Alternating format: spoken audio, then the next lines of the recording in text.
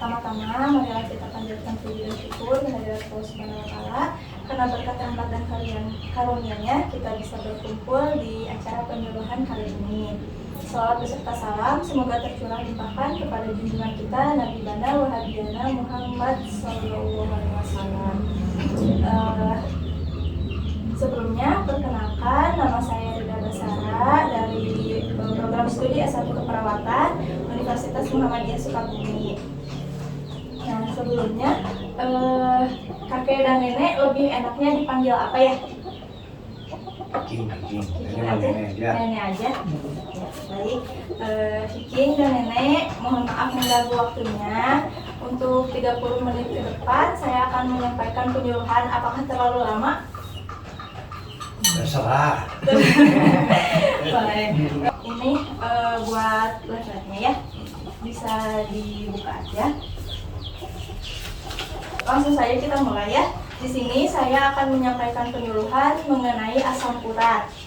Nah, sebelumnya Kiking sama Nenek tahu gak sih asam urat itu apa? Enggak tahu.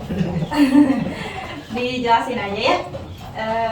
Jadi asam urat itu adalah sisa metabolisme zat purin yang berasal dari makanan yang kita konsumsi. Nah, ini juga merupakan hasil samping dari pemecahan sel darah. Purin sendiri adalah zat yang terdapat dalam setiap bahan makanan yang berasal dari tubuh makhluk hidup. Nah, selanjutnya ada juga tanda dan gejala dari asam urat sendiri.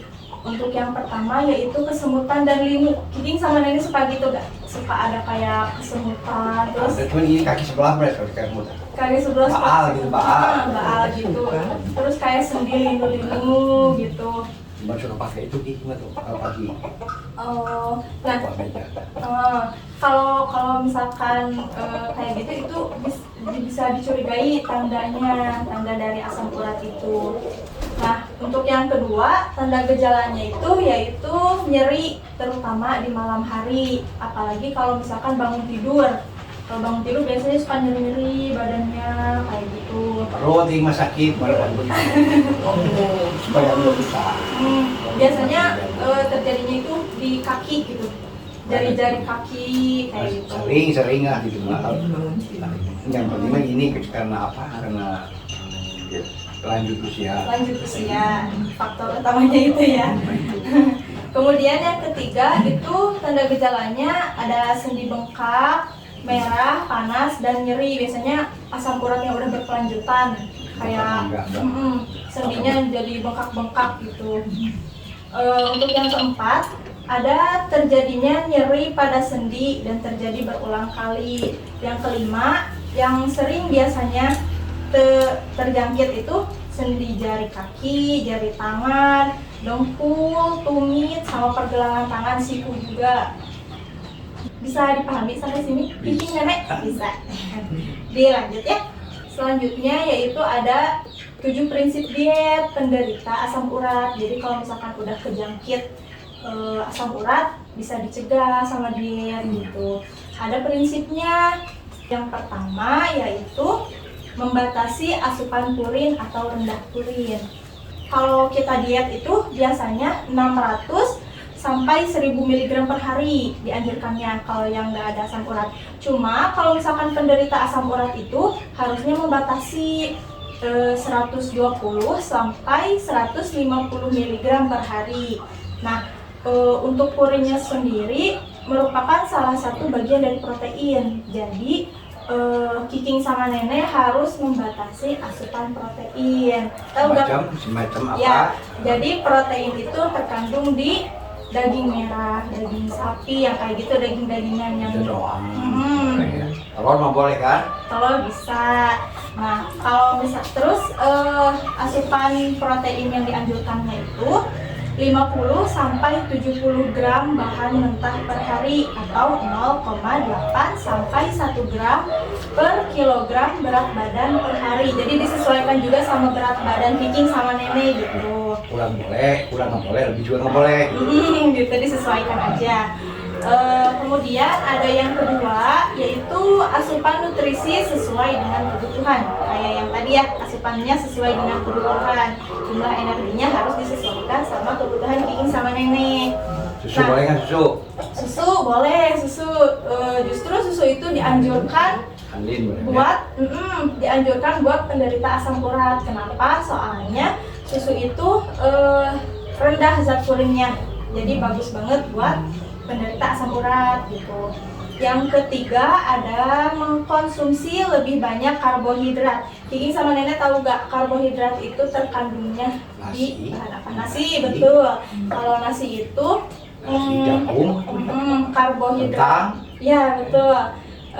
Kalau nasi itu karbohidrat kompleks ya, karbohidrat kompleks. Nah, kalau misalkan kayak umbi-umbian gitu ya tadi kata Kiking ya. Bukan makan umbian. Terus ada di roti juga sama karbohidrat. Nah, selanjutnya ada yang perlu dihindari itu karbohidrat sederhana. Ada juga karbohidrat sederhana. Nah, salah satu contohnya itu kayak gula. Gula itu boleh, cuma banyak. Selalu jangan berlebihan apa-apa tuh ya. Kalau nggak makan manis kan nggak enak.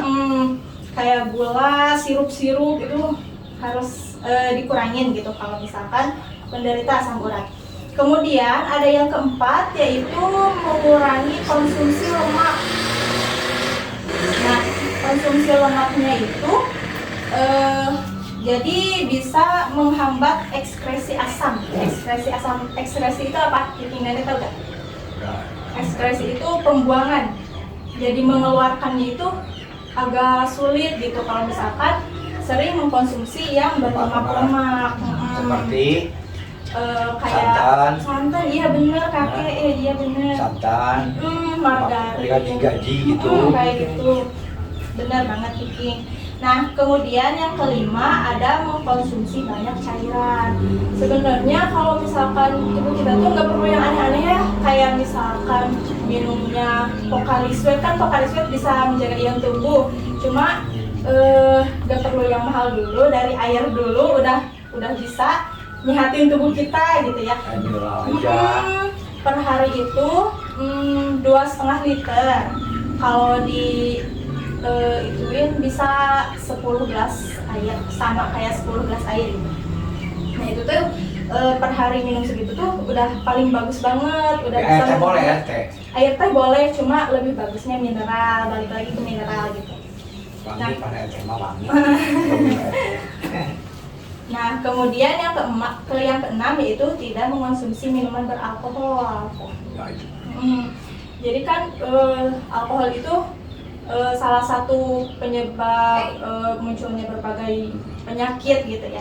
Jadi dengan mengurangi atau tidak meminum alkohol secara nggak langsung tuh kita bisa menjaga kesehatan tubuh. Kenapa minuman beralkohol itu bisa menimbulkan asam urat?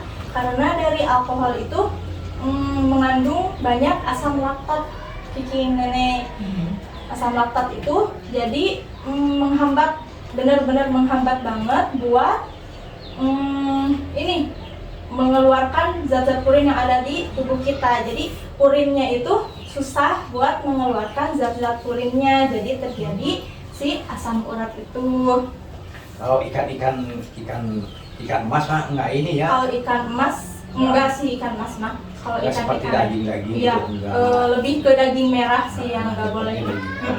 Kambing, sapi. Ya, yang itu jeroan juga itu paling nggak boleh kalau jeroan buat asam urat. Nah, yang selanjutnya yang ketujuh yaitu mengkonsumsi cukup vitamin dan mineral ya Kiking Nenek.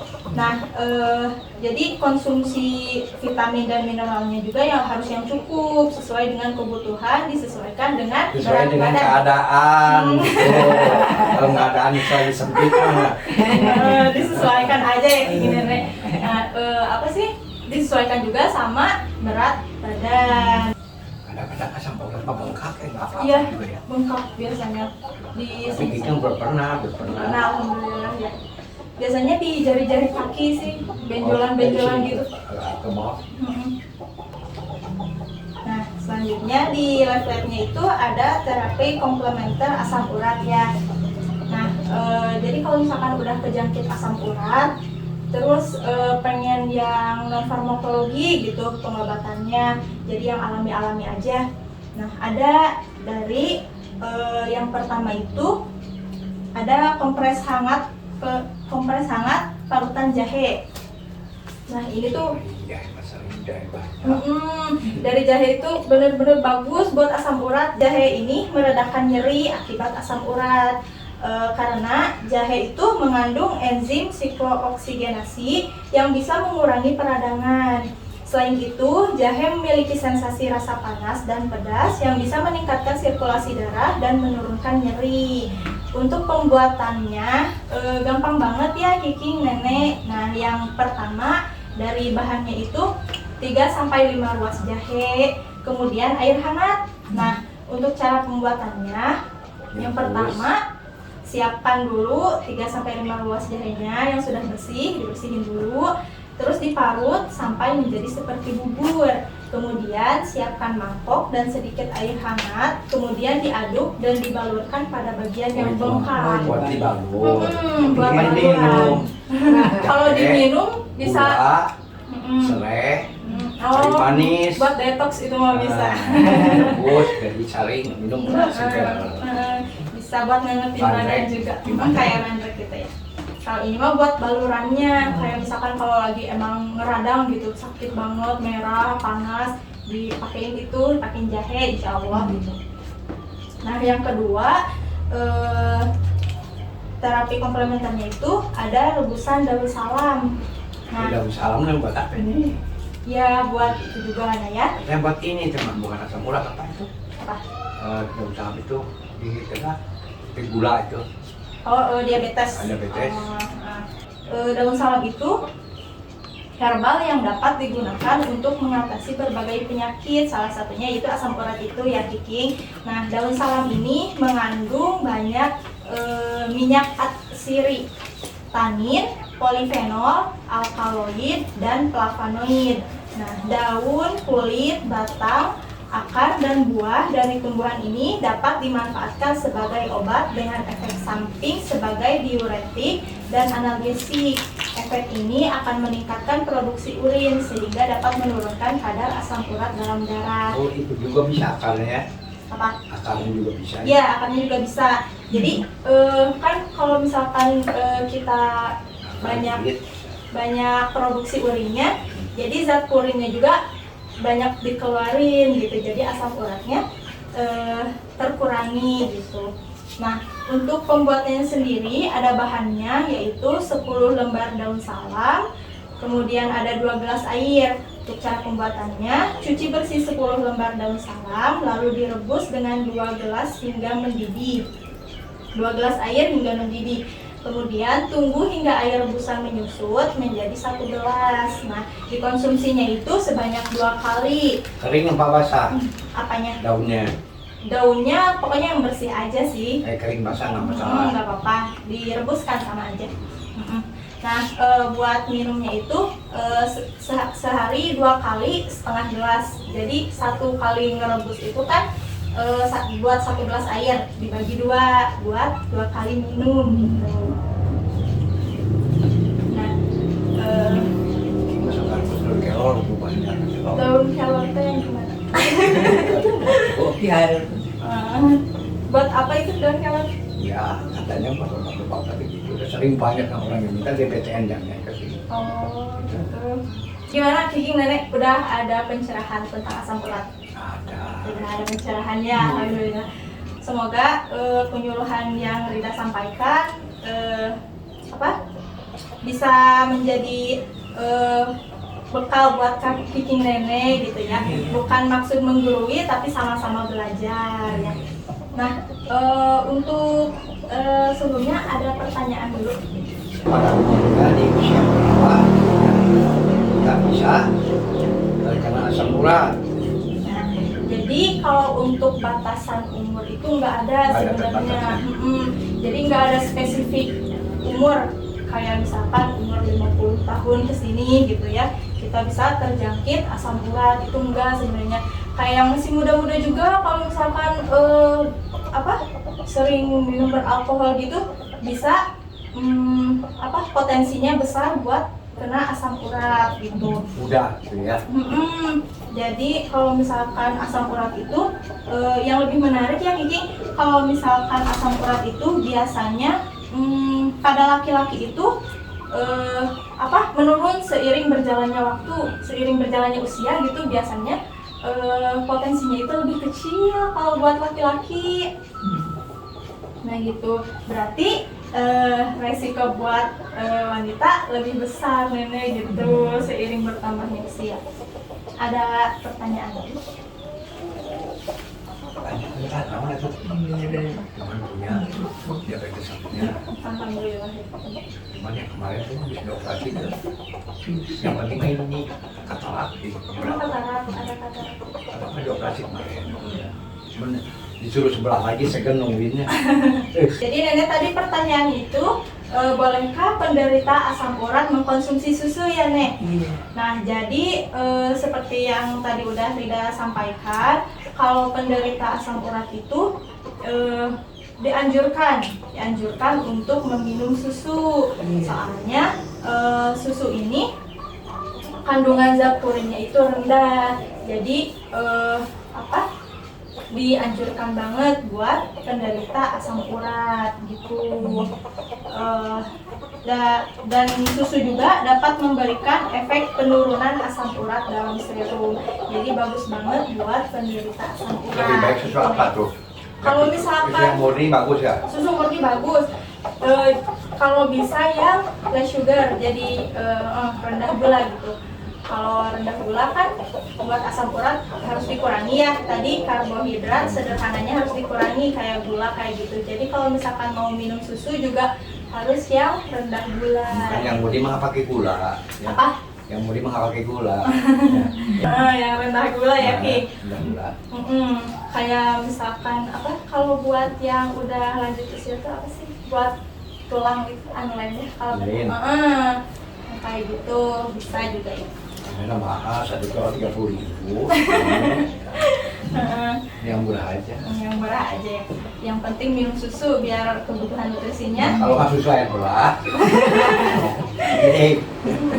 Biar kebutuhan nutrisinya terpenuhi gitu ya.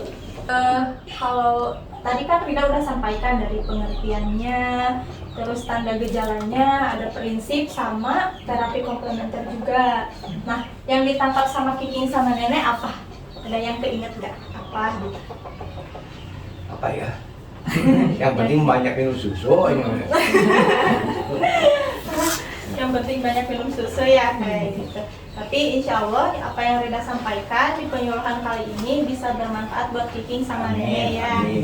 Nah, alhamdulillah penyampaian materinya sudah selesai saya laksanakan, sudah selesai saya sampaikan. Untuk kedepannya mungkin nanti kita bisa bertemu lagi minggu depan. Untuk tempatnya mau di sini lagi aja Kiking, Nenek? Di sini lagi aja ya. Mau jam berapa? Terserah. Jam 1 lagi aja ya, biar udah beres gitu. Jam 1 lagi minggu depan kita ketemu. Untuk materinya nanti Rida konfirmasi lagi sama Kiking sama Nenek ya. Nah, alhamdulillah Kiking Nenek terima kasih untuk waktunya. Mohon maaf juga mengganggu waktunya. Semoga Rida kesini tuh jadi jadi nambah pengetahuan Kiking sama Nenek di penyuluhan sekarang ini. Bisa silaturahmi. Ya, yang utama itu silaturahmi ya Kiking. Nah, alhamdulillah terima kasih banyak Kiking Nenek. Semoga Kiking sama Nenek sehat selalu, diberikan kesehatan terus sama Allah ya. Oke ya, salam, wabillahi taufiq wal hidayah. Wassalamualaikum warahmatullahi wabarakatuh. Waalaikumsalam.